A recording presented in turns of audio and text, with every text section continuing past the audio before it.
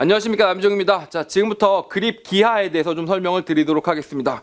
사실 그립 기하는 아시다시피 수능에서 선택 과목 기하를 고른 학생들을 위한 강의다라고 보시면 되고, 드리프트가 킬러를 위한 강의라면 그립 기하는 일반적인 4점짜리 문제로 출제될 수 있는 문제들에 대한 얘기다라고 보시면 됩니다. 즉 다시 말하면 선택 과목 문제가 8문제가 출제가 될 텐데, 아마도 기하는 킬러가 30번 한 문제로 될 가능성이 높기 때문에 29번까지 문항들을 다루는 강의가 바로 그립 강의다라고 보시면 되겠습니다.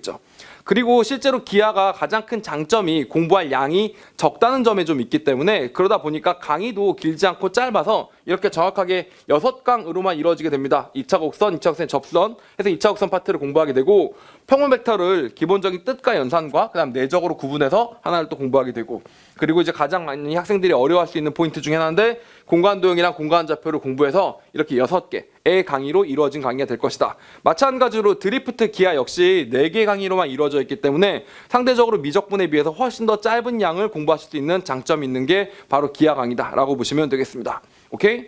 자, 그런데 그립 기하를 하기 전에 앞서서 여러분들께 꼭 드릴 말씀이 있기 때문에 이렇게 추가로 OT를 좀 더 찍게 되는 그런 느낌인데, 뭐냐면 보통 일반적으로 그립을 강의할 때는 학생들이 제로 100이나 제로 200 수준, 즉 다시 말하면 기본 개념이나 아니면 어느 정도의 실전 개념들이 완성이 돼 있다는 가정하에 그립을 시작합니다. 왜냐하면 기본 개념들은 학교 내신을 통해서 열심히 공부했었을 거기 때문에 그런 과정에서 수능적으로 분석해 나가는 것이 그립 강의 핵심 포인트가 되어야만 하는데, 기하 같은 경우는 내신이 절대평가인 경우가 많거나 아니면 심한 경우에 애초에 내신을 하지 않은 학생들도 있습니다. 자, 그러다 보니까 아무래도 기본 실력이라는 면에 있어서 수학원, 수학2에 비해서는 기하가 완성도가 좀 낮은 채로 그립 기하를 시작하는 경우들이 훨씬 더 많을 것으로 본다라는 거고, 실제로 작년에 이제 학생들하고 미리 공부를 해본 결과에서도 그런 것들을 많이 느낄 수가 있었습니다.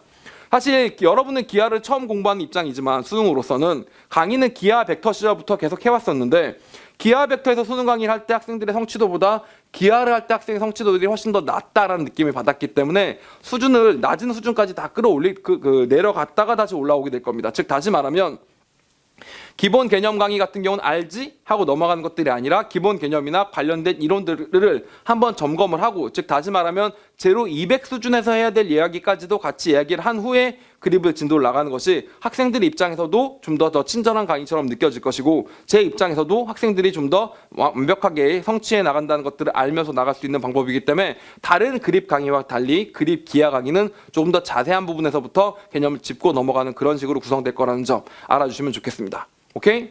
자, 그럼 이 정도로 기하 그립 정리하고, 여러분 기하 선택한 거 충분히 잘한 일이니까 강의에서 만나도록 하겠습니다.